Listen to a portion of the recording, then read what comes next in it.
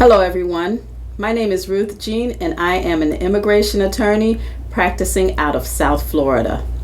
Today I want to talk to you a little bit about TPS, or Temporary Protected Status. Temporary Protected Status is just as it sounds. It's a status that protects individuals from certain countries temporarily from being deported. Usually the status lasts about 6 to 18 month intervals, and individually people from those protected countries cannot be deported. Also, another benefit of having TPS is people from those countries who are currently on TPS will not be detained solely because of their status. Also, individuals who are on TPS are able to get employment authorization during the time frame which they are on TPS, so they can work legally in the United States. Also, individuals can get authorization to travel abroad while they're also on TPS.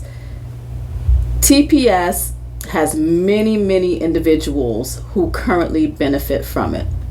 And most recently, the House passed the Dream and Promise Act that would allow individuals who are currently on TPS to a pathway to citizenship.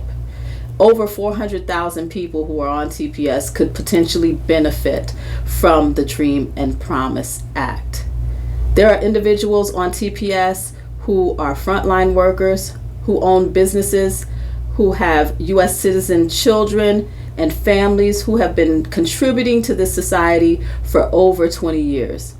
We hope that this Dream and Promise Act will pass and ultimately become law, as it certainly would benefit the U.S. as well as those on temporary protected status. If you have questions on this or any other matters involving immigration, please do not hesitate to contact me. You can reach me at 954-278-9332. That's 954-278-9332. Thank you.